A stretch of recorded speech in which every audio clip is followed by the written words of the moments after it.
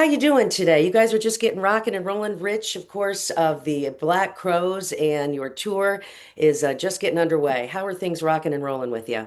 It's great. Yeah, we've done two shows. We started in Austin, and then last night we played in Rogers, Arkansas, and tomorrow we play in Nashville. Isn't there something special about playing in Austin, Texas? It's great. Yeah, we have so many friends there. It's such a lovely place. Do you get time to explore cities when you are in these cities? Are you pretty much resting up during the day and readying up for the show at night? Or do you go out and take a look at Willie Nelson's statue? Did you Yeah, probably saw that the other night? Um, yeah. what's a day like for you on the road? No, we get out. Yeah, I mean, we're pretty adventurous, so we'll walk around and go do our thing, and typically we'll have a night off or a day off there, and so we get out and check it out. Not only are we talking about these tour dates, a couple of tour dates that are of interest to my followers. I'm on the air in Cincinnati. I'm also a media personality in Indianapolis. So we have two shows that we're going to talk about and have here in the conversation. And that would be at the Riverbend Music Center in Cincinnati. And that's on June 9th. And the Ruoff Music Center, which is a Friday night. You got to love a Friday night show. There's probably Exactly. a different vibe to that. And that's coming up on July 17th. You played at the Hard Rock in Cincinnati outside, and it was in the driving rain. I don't know if you remember that. I don't know how well you remember shows, but it was a downpour I at bet. oh yeah. You got to I do deal with not. that. Yeah, you got to deal with it. I don't remember that show particularly, but I think I remember the venue. But yeah, I mean, last night it was raining in Rogers, and we drove through a massive storm. So you know, it's the way of things. You know what I mean? You have to show up, rain or shine. Yeah, and we appreciate you for doing that. I do want to take the time to thank you for the music because Oh, of course. we got our start about the same time. I've been in radio since 1990, so about ish your Exactly. debut album-ish time. So Yeah, I've totally. I've been playing your music for 36 years. So we're That's celebrating. amazing. Yeah, 30. Yeah, I can't believe it. I started when I was four. That's unbelievable, but Isn't I'm that sure you crazy? had a big following. Yeah. So, it's changed, hasn't it? The whole radio, the whole making an album has changed. Tell me about the new project that you guys have released. You released in March. Yeah, it has changed. I mean, the world's changed. Technology's really changed the world in such a profound way. And it's the more, it's funny because the more things that are invented to keep people closer, the further away they get, Hmm. because, and, uh, and technology has kind of siphoned off people's life experiences, real life experiences, and their attention span.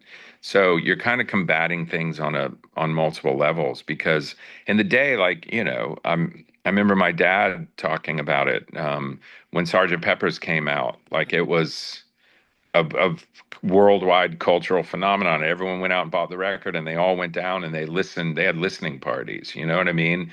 And they had these experiences together, and it meant something. And nowadays, everything is in like a 6 second bite, or also the way songs were written back then, the popular songs, they were much deeper, and I feel like they typically the better songs were always looking at like the human experience and the universal human truths and asking heavier questions about love and life and then it just turned into like teeny bopper, shallowness. You know what I mean? Do I I was know doing what you mean? Yeah, Yes, I do. I'm on the I team. was doing an interview in this earlier today, and this guy asked me about the heyday of rock and roll music, and or at least in the last 30 years. And it was the 90s. And, when we came out, and then, we were out for a couple of years. We helped usher out the hair band metal, the hair metal thing. And 2 years into our start, Nirvana put out Nevermind, and then all of those bands from Seattle came out, and they were great rock and roll bands. And even though we looked differently aesthetically, we were pulling from the same bands, from Zeppelin and from, those bands were heavily influenced by Black Sabbath and punk rock, and we were pulling from the Stones and Zeppelin. And so we had, we would play Seattle. And I remember having a conversation with Chris Cornell on Southern Harmony. They all came down to see us, and it was those guys and Alice in Chains and, Dave Grohl and Chris Novoselic and everyone. And it was such a cool time.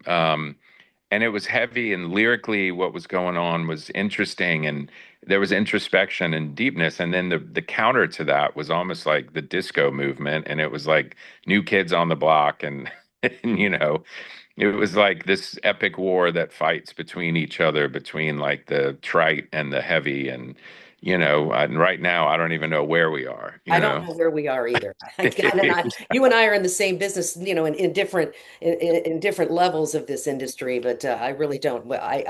I'm very fortunate to play classic rock, and that's something that I won't stray from. I couldn't Yeah. even mistake that I like some of the new stuff that I'm hearing now.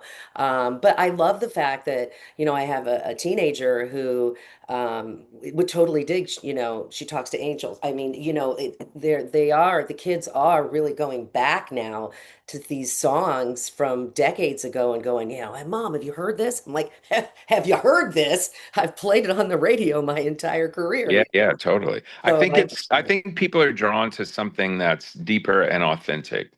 And I think no matter how much like, it's like marketing executives that got in charge of music and the creative element of music, and are always telling bands like, this is what you can sell. Like every time I hear rock and roll is dead, no one cares. I'm like, really? Go tell that to AC/DC and Guns N' Roses and the Pearl Black Jam Rose, and you and guys. and us, and tell it to, the Rolling Stones, who still sell out stadiums, and Pink Floyd and the Who still sell, you know what I mean? Like all these bands that are out there, even younger bands that are coming up. I'm like, rock and roll may not exist in this narrow field and the ever shrinking field of what the music business has become. Hmm. But out in the world, when people actually get in their cars and they go drive and they want to listen to something big and they want to listen to something meaningful, I think they'll go see rock and roll bands.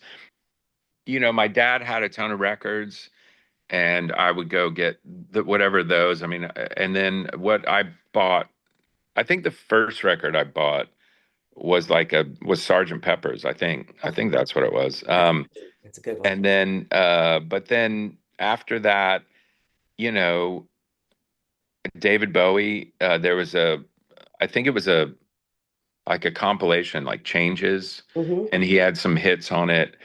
But Chris was older than me, and he was more mobile earlier because he got his license early, and he had friends. So as he got into high school, he would go out and get the records, and then I would go in his room and take them. So I didn't really have to go to the store. I would just go in Chris's room and take his stuff. I love that. I love that. We had a jukebox. So my grandparents, Wow. yeah, my grandparents had a restaurant, and they had a jukebox in the bar. And whenever the records were done there, and the record label guys would come in with the new 45s, we would get the ones that they transferred out to put the Amazing. in. And that, I mean, really kind of shaped my love for music. And I know you talked about your dad. There's some music in the family, right? I mean, you kind of Yeah, he found he that. had a couple of hits, or he had a hit. It was a 40 top 40 hit, and it was a song called Boom a Dip Dip, and he was signed to ABC Paramount Records in the day.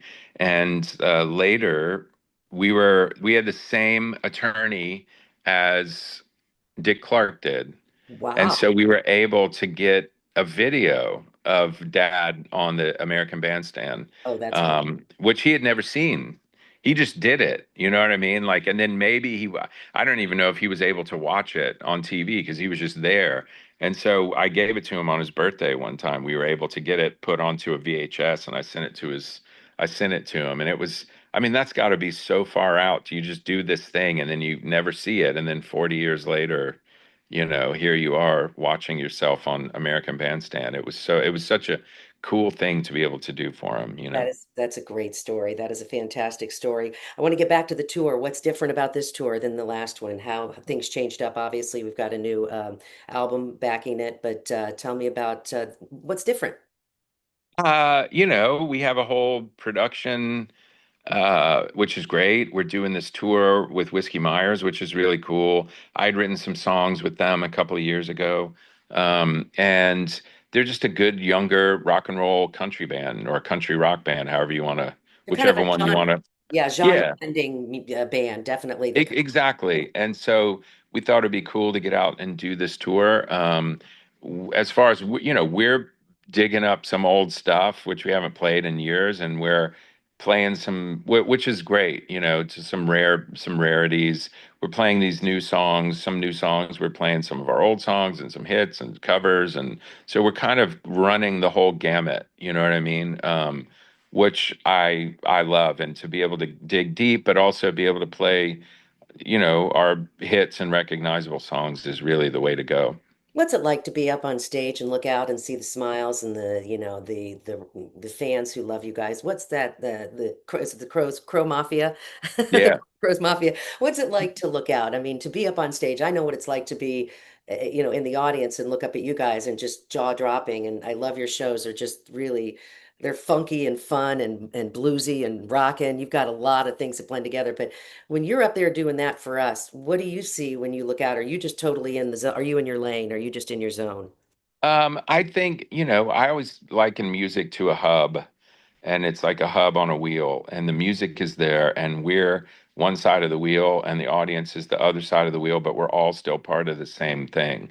And we're all experiencing the same thing just from a different perspective. And um, I see when people are moved by what we do, it's the greatest gift. It's really the only gift. It's the reason you write music, because they get something profound out of what we do. If it's She Talks to Angels or Wiser Time or, Cursed Diamond or whatever it is, and you look into the audience and people are crying or physically, I mean, emotionally moved towards something, that's really why you get into this, because it's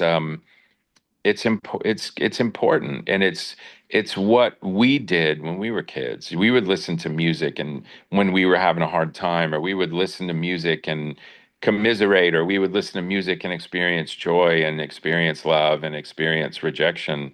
And so I think that whilst going through all of that as kids and then growing up, and Chris and I wrote a song in my parents' living room, and then that goes out into the world, and then people, it's like the whole thing about string theory, and the universe is held together by vibrational strings. And you look at the macro and you look at the micro, and the micro is we write these songs, and these songs have a vibration and an intention that Chris and I put into them, and then they go out into the world, and it kind of finds someone out in the world that resonates with the same thing.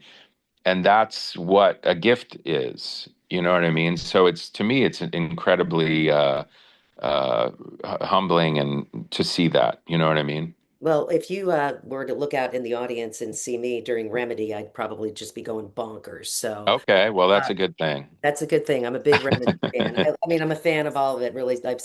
Look, if we do the math, we talk about how we started in 1990. I started my career. I've been playing songs, and the studio speakers were probably just, at 11. That's a good thing. At 11. Let's recap these shows here of interest for the cities that I'm in.